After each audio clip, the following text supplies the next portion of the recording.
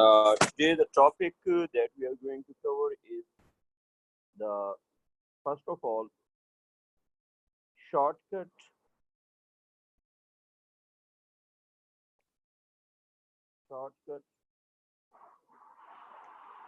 formulae for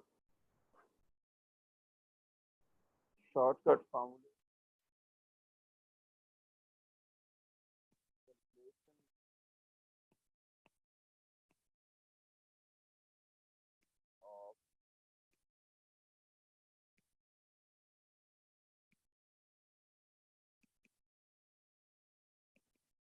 uncertainty. So the topic today we are going to cover is first of all shortcut formulae for the calculation of uncertainties. The first formula that we need to discuss is for addition. If two values are added, then their uncertainties, if two values are added, then their uncertainties are added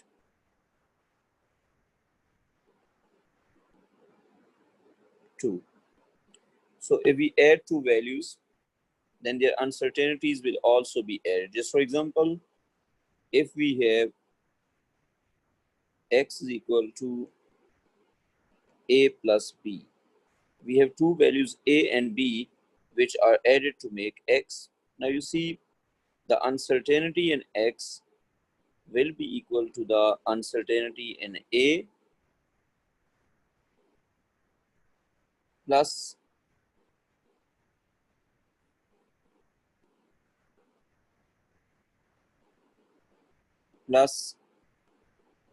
the uncertainty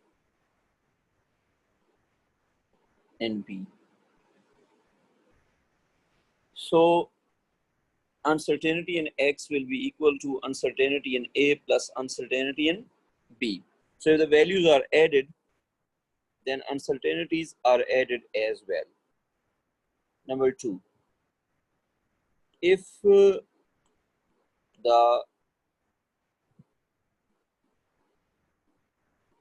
values are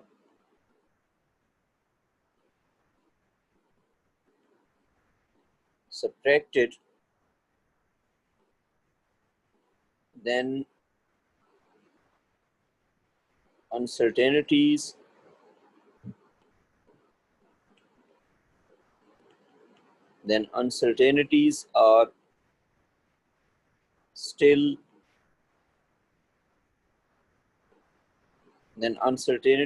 are still added. So even if you subtract the values, still the uncertainties are still added. For example, if you have two values a and b which are subtracted, then their uncertainties will still be added. So even if two values are subtracted, their uncertainties are still added. This was the formula for addition and subtraction. Now what about the product? If two values are multiplied, so when two values are multiplied, just for example, if x is equal to a into b, so this is a situation in which two values are multiplied, then the sum of fractional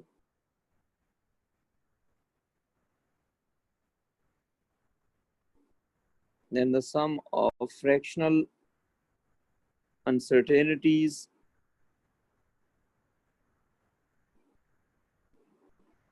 of A and B, then the sum of fractional uncertainties of A and B, then the sum of fractional uncertainties of A and B will be will be equal to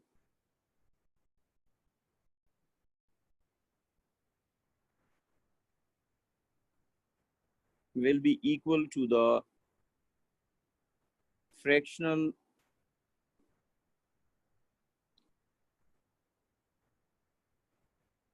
uncertainty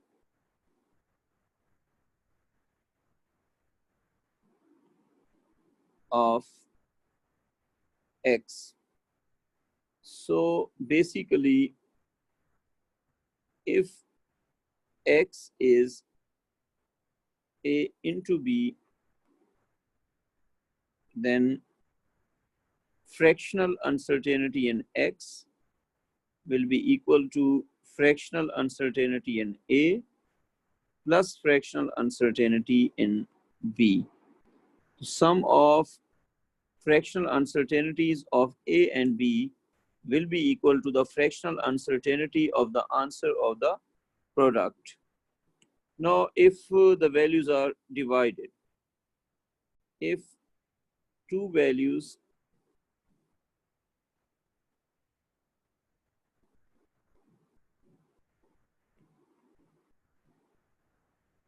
are divided, for example, if X is equal to A over B, you have two values A and B, you divide them to get the answer X, then what would happen? If two values are divided, for example, if X is equal to A over B, then the sum of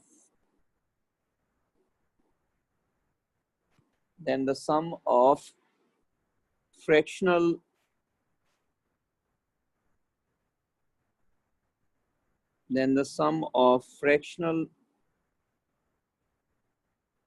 uncertainties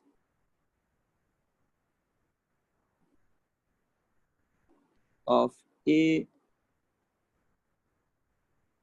and B will be equal to the fractional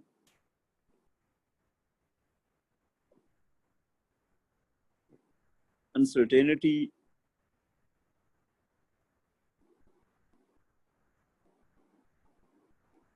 of X. So if two values are divided, then the sum of fractional uncertainties of those two values will be equal to the fractional uncertainty of the answer. Basically, what we are saying is, if you have X is equal to A over B, then fractional uncertainty in X will be equal to fractional uncertainty in A plus fractional uncertainty in B. Whenever two values are divided, sum of their fractional uncertainties will be equal to the fractional uncertainty of the answer. This is the principle. Now, number 5, rule for power. While writing a formula for uncertainty, the power will become the coefficient. Just for example, if X is A power 3, now X is a quantity that is equal to A power 3. What would be the uncertainty in X? Now, by principle, fractional uncertainty in X will be equal to 3 times of fractional uncertainty of A. Now the important thing is in the uncertainty formula, the power becomes the coefficient. So power becomes coefficient. So whenever you write a formula for uncertainty, the power in the formula will become the power in the formula will become the coefficient. So that is the main thing. So in uncertainty formula, the power becomes the coefficient. So whenever you write a formula for uncertainty, the powers in the original formula will become coefficients in the uncertainty formula. For example, if x is equal to a cube b square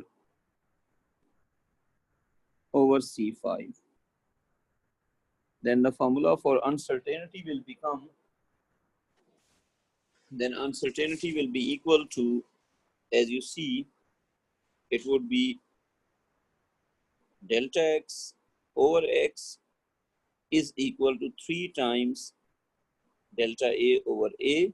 So in the original formula, A has power 3. So that 3 becomes the coefficient of the term that contains A. So 3 times delta A over A plus 2 times delta B over B plus 5 times delta C over C. So this is the formula for uncertainty. So the powers in the original formula will become the coefficients in the uncertainty formula. That is the main thing. Now you see, the last rule that we'll study is about coefficients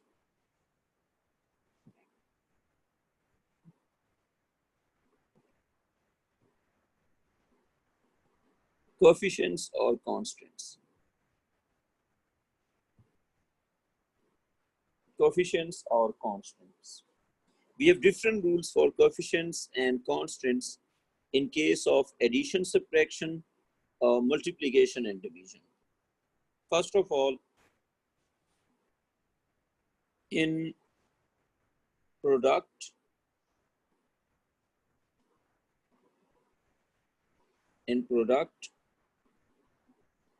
division, and power, in case of these three operators, in case of product, division, and power, the constants, or you may call them coefficients, the constants or coefficients in the original formula, the coefficients or constants in the original formula are ignored while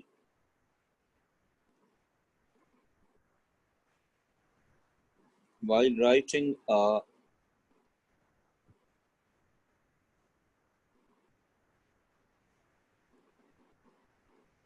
formula for uncertainty. So whenever you write a formula for uncertainty, the coefficients in the original formula are ignored. So this is the main principle. Let's suppose you have, if x is equal to 3 times AB, then you see, when you write formula for uncertainty, this 3 that is coefficient will be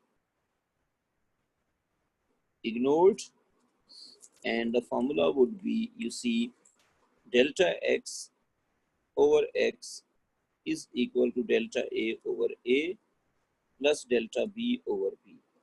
So in product division and power, the constants that are present are ignored while writing the formula for uncertainty. Now let's suppose you have x is equal to 5 times AB over C. You see, this is product and division. So this 5 is, ignored. As we discussed right now, this 5 is ignored, and the formula would become then,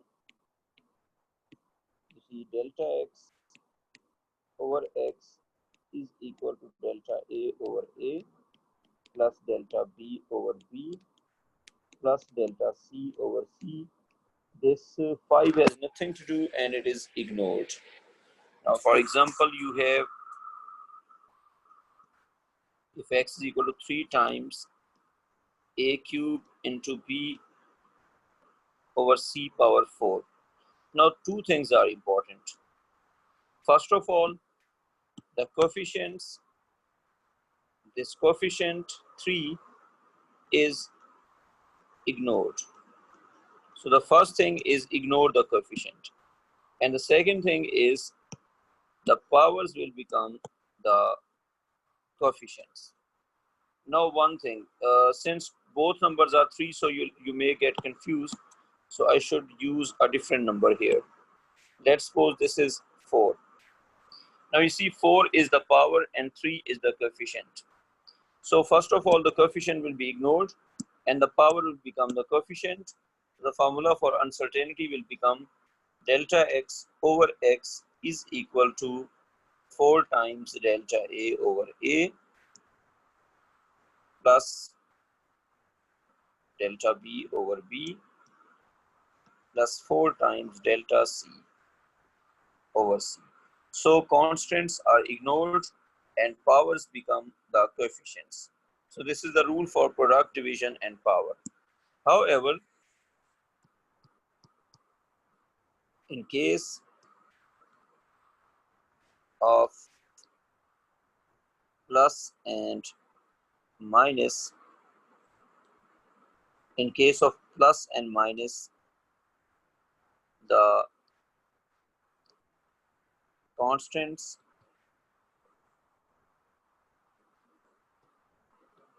are not ignored.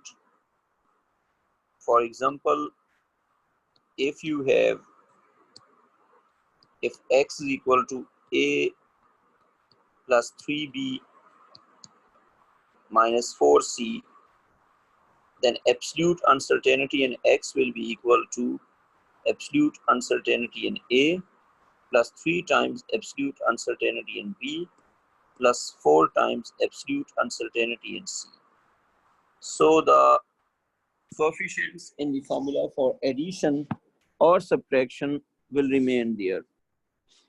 Now let's suppose you have, if x is equal to 3a plus 4b,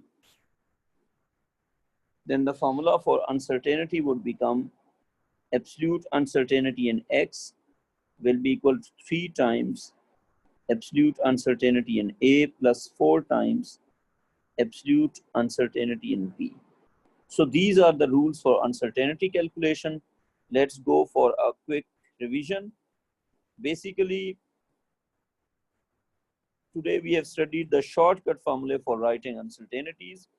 The first thing that we studied was, if the values are added, the uncertainties are added too. The second formula that we studied is, if the values are subtracted, then the uncertainties are still added. You see here, the values have been subtracted, still the uncertainties are added. The third formula was for product. When you multiply two values to achieve the answer, then the fractional uncertainties of those two values will be added up to get the fractional uncertainty of the answer. So if x was equal to a into b, then fractional uncertainty in x will be equal to the sum of fractional uncertainties of a and b. Now, the fourth formula was about division. Whenever you have two values which are divided, here a and b are divided to get another value x, then the sum of, then you see that the sum of fractional uncertainties of the values which are divided will be equal to the fractional uncertainty of the answer. Basically, for product and division, we have same method to calculate the fractional uncertainty in the answer. Then number 5 was power rule. Power rule is basically in the uncertainty formula, the power becomes the coefficient as you see here. And then number 6 was about coefficients or constants. In product, division, and power, whenever you have product, you have division, or you have power, the constants or the coefficients will be ignored while writing the formula for uncertainty. While in case of plus and minus, the constants will remain there while writing the formula for uncertainty. These are the rules for uncertainty calculation. We'll solve some examples later on. However, let's move on with the notes right now. The next topic that we have to cover is precision and accuracy. The next topic that we have to cover is precision and accuracy. Basically, precision and accuracy is about quality of the data that we collect. No data is correct, no data is incorrect, or you can say that an experimenter cannot comment on the validity of the data. However, we can comment on the quality of the data. Two things are there which we consider. One thing is consistency, repeatability. If an experimenter is able to achieve the same value again and again with no difference, then he is very precise. He's precise. And if an experimenter is able to achieve an average which represents the actual value, then he is accurate. So when you say someone is precise, it means that he's able to repeat the obtained value again and again. While when you say he is accurate, it means that the average of all the values he achieved is same as the actual value. So this is the definition of precision and accuracy. And precision and accuracy is related to the quality of the data. Now, first of all, if you look for this, let's define precision. What is meant by precision?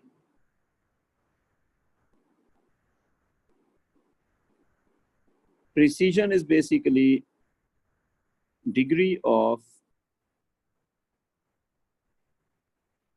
closeness,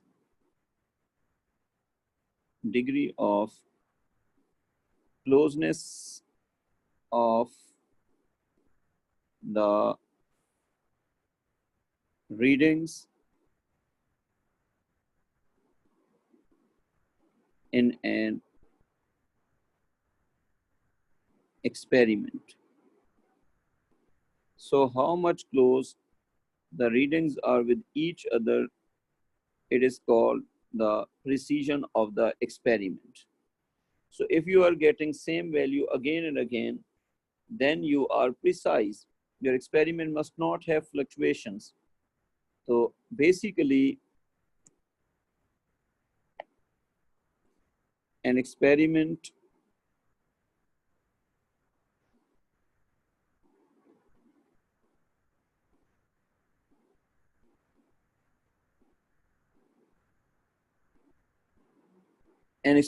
with less fluctuations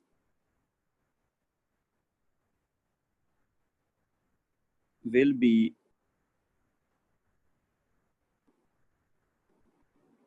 a more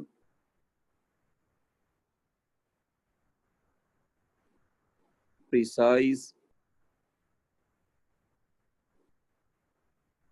experiment. So an experiment with less fluctuation will be a more precise experiment. You must know that. Just for example, if two students calculate a value for G and one student calculates a value of 3 all the time, you know that a value of 3 is not correct. Yet the student is able to repeat that value. Whatever his error was, it is consistent.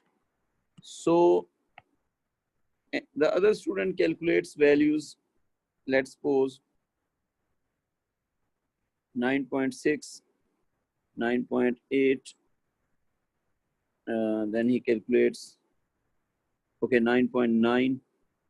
Now you see the second student is closer to the actual value, yet he's not precise. Precision is not about validity, correctness, or being closer to the actual value. It's only about repeatability. It's only about consistency. So you see here, this student number 1, although he's incorrect, yet he is precise because he is able to repeat his values, while student number 2 is less precise.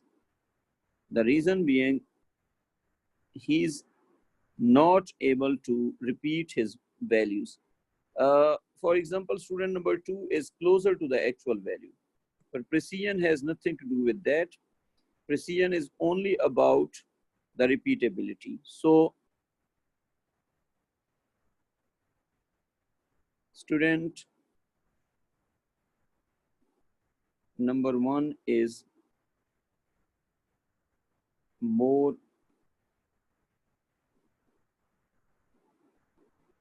precise as he is able to repeat his values.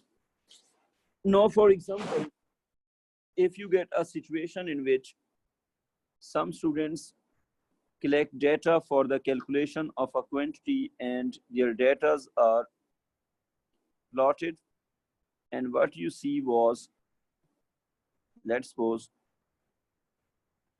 what you see was one of the students achieves this data, the other student achieves this data, the other student achieves this data. So data achieved by student number 1 was this. The data achieved by student number 2 was this. The data achieved by student number 3 was this.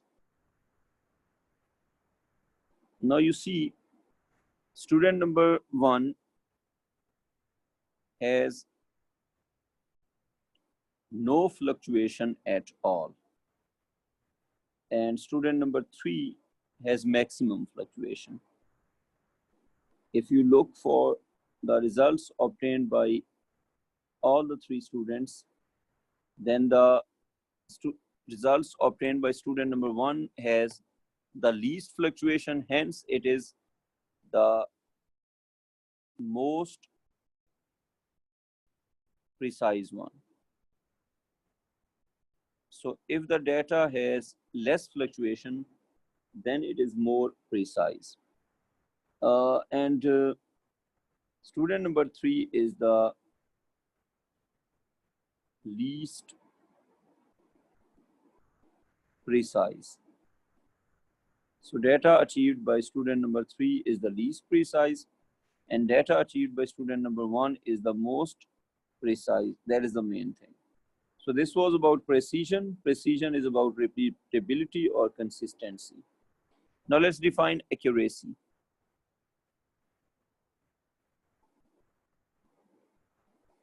Accuracy is about being close to your target. Accuracy defines basically, you can say that it is degree of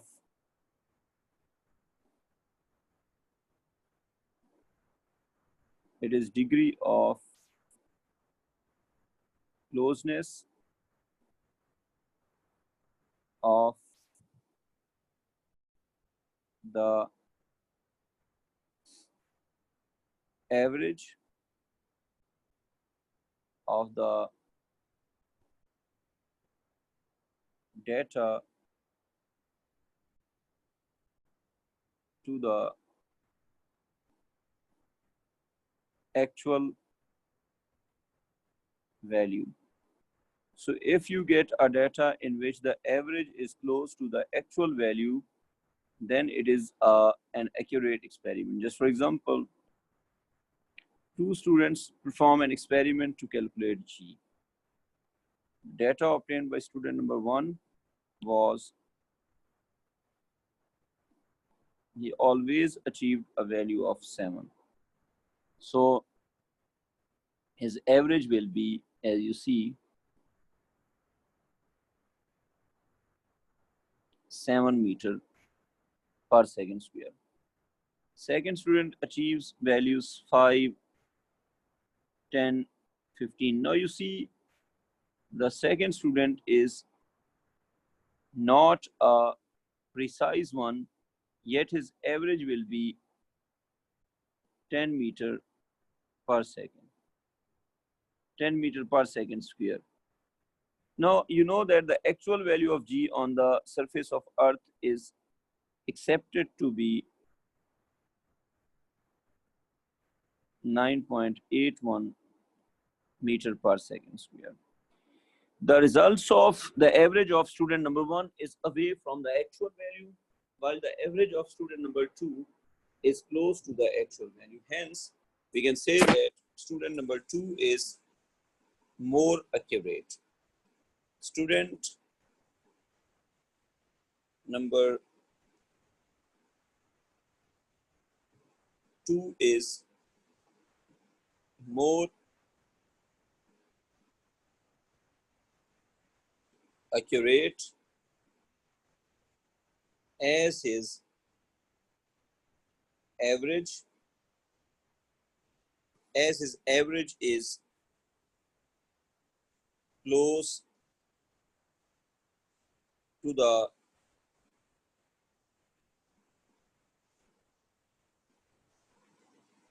actual value. We are done for today. Tomorrow, the topic that we'll cover is calibration curves. And then we are done with this chapter, and from day after tomorrow, we'll start the new chapter that would be kinematics. So topic for tomorrow will be calibration curves.